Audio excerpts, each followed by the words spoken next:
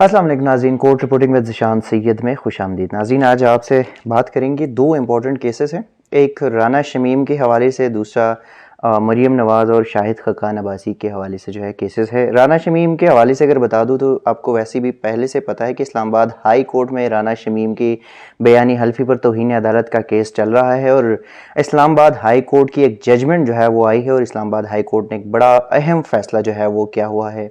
राना शमीम साबिक चीफ जज गिलगित बल्तिस्तान, जियो के मालिक Mir Shakeel Rahman, editor in chief the news Aamir Gauri और सहाफ़ी अंसार अब्बासी के खिलाफ इस्लामाबाद हाई कोर्ट ने फ़र्द जुर्म आयद करने का फ़ैसला कर लिया है। 7 जनवरी को जो है इस्लामाबाद हाई कोर्ट फ़र्द जुर्म चार्ज फ्रेम करेंगे। अदालत का जो तहरीरी जजमेंट है 12 सफ़हात पर चीफ जस्टिस अतहर मिनल्लाह ने वो जारी कर दिया और उसमें बाकायदा लिखा गया है कि बादी नज़र में जो कंटेम्पनर्स है वो तौहीन अदालत के मुर्तकब पाए गए हैं। ये भी कहा गया है कि तौहीन अदालत में जो कि राना शमीम ने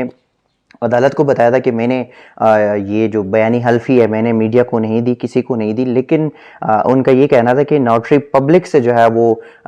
लीक हुई है। अब यहाँ पे सवाल ये भी है कि नोटरी पब्लिक से बादी नज़र में जो अदालत ने तहरीरी फैसला में कहा कि बादी नज़र में लीक किया गया है या करवाया गया है, जो भी है 7 तारीख को Islamabad high court charge frame करेगी और जो 4 रेस्पोंडेंट्स है, कंटेम्पनर है, उसमें उन पर फ़र्द जुर्म आयद किया जाएगा। जबकि attorney general of Pakistan Khalid Javed Khan को जो है वो प्रोसिक्यूटर मुकर्रर कर दिया गया है। सख्त जजमेंट है। एक तो अगर बता दिया जाए कि अदालत ने वैसे भी एक डेट दिया था कि उस 7 जनवरी को हम चार्ज फ्रेम करेंगे, फ़र्द जुर्म आयद किया जाएगा, लेकिन जो जजमेंट आई है उसमें पहले से अदालत ने उस पर चार्ज फ्रेम का डेट भी मुकर्रर कर दिया और बताया कि ये तौहीन अदालत के मुर्तकब पाए गए हैं। जो यूरोपीय यूनियन के जितने भी कन्वेंशंस है या वहाँ पे बिल्स हैं उनका भी हवाला दिया गया है इस्लामाबाद हाई कोर्ट की जानिब से और बाकायदा तौर पे ये भी कहा गया है कि बदकिस्मती से जो जो सहाफ़ी है इस केस में उनको तौहीन अदालत का नहीं पता या इनको जो रूल्स इस हवाले से है कंटेम्प्ट कोर्ट्स के हवाले से उनका भी इनको जिक्र नहीं है और उनको नहीं पता। उस हवाले से फिर अंसार अब्बासी जो कि सहाफ़ी और वो कंटेम्पनर भी है, उन्होंने कल इस्लामाबाद हाई कोर्ट में उस जजमेंट को रिवर्स करने के लिए एक दरख्वास्त भी दायर कर दी और उस दरख्वास्त में उनके जानिब से कहा गया है कि हुक्मनामे के मुताबिक पूछा गया है कि अदालती कार्रवाई पर नज़रअंदाज होने के लिए गलत रिपोर्टिंग और हक़ाइक़ पर मुबनी जो बयानी हल्फी है वो रिपोर्ट की गई है, जबकि हुक्मनामे के मुताबिक हमने कहा है कि मफाद आमा में रिपोर्ट करेंगे। अब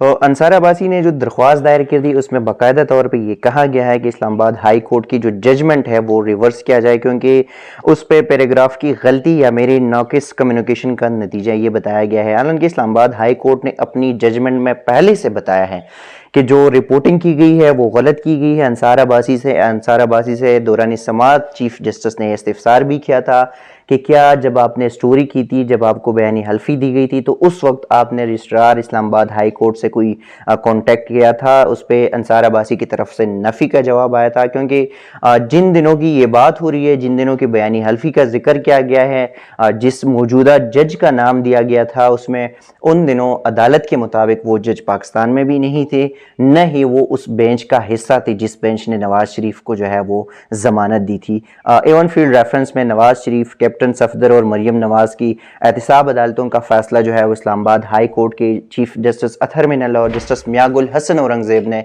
वो सज़ा जो है वो सस्पेंड कराई थी। उसमें जस्टिस आमिर फारूक थे ही नहीं बल्कि उन दिनों वो मुल्क से बाहर थे।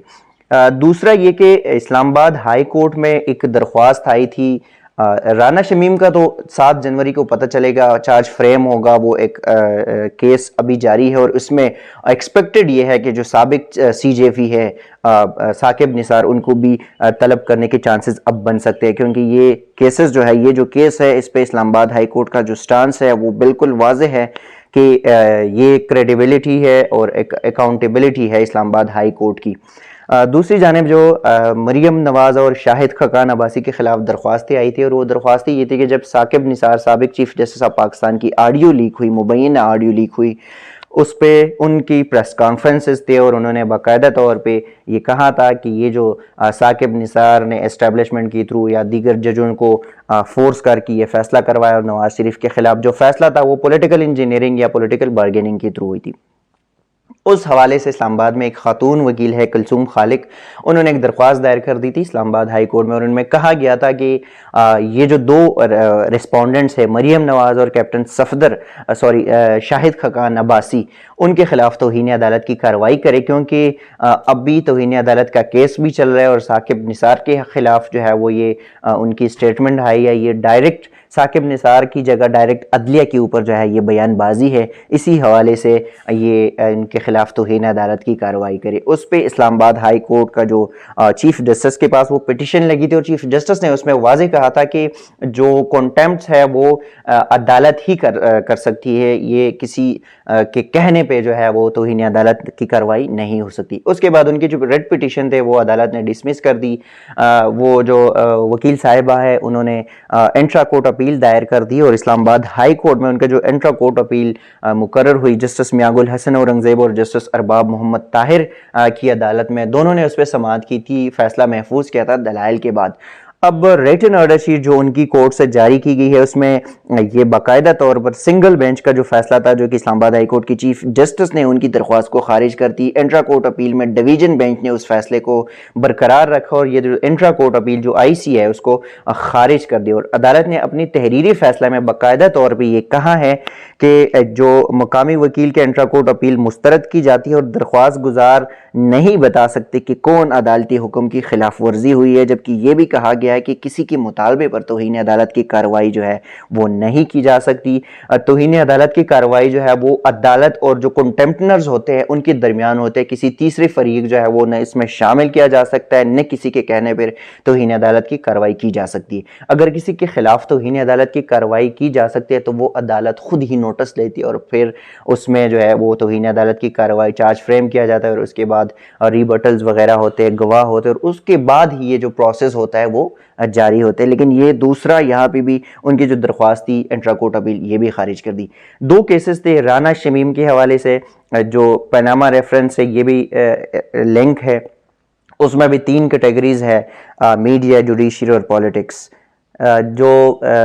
साकिब निसार की ऑडियो लीक जियो ने चलवाई, उनकी रिपोर्टर अहमद नूरानी ने करवाई थी उस पर स्टोरी, उनका हमारे कोर्ट रिपोर्टर सोहेल रशीद ने खुद फ्रांजिक करवाया और फिर ARY न्यूज़ ने उसका फ्रांजिक करवाया बकौली उनके कि ये जाली है। मुख्तलिफ क्लिप्स जो है वो उठा के उनका एक ऑडियो लीक बनाया गया।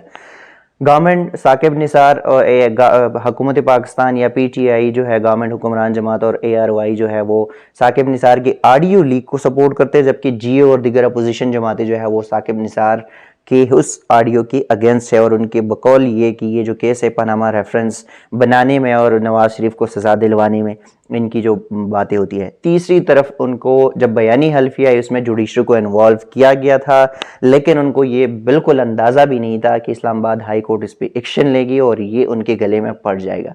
अब जो कहानी है तौहीन अदालत की, उसमें चूंकि राना शमीम भी यहाँ पे अदालत ने तलब कर रखा है, जो मालिक है चैनल का, अखबार का और एडिटर है या सहाफ़ी है जिन्होंने स्टोरी करवाई थी,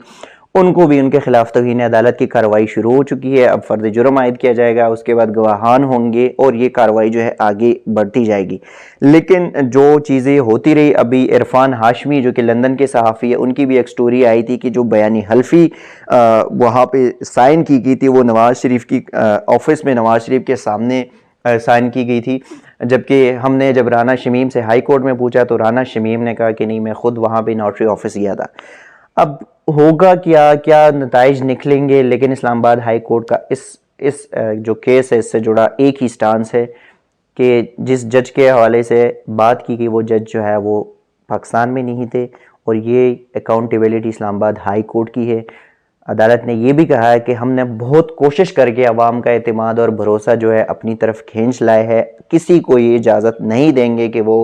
अवामी एतमाद को जो है वो ठेस पहुंचाया जा सके। नाज़रीन, अब तक के लिए इतना ही। मज़ीद इसी किस्म के अपडेट्स और प्रोग्राम आपके साथ शेयर करते रहेंगे, तब तक के लिए दीजिएगा इजाज़त। अल्लाह हाफ़िज़।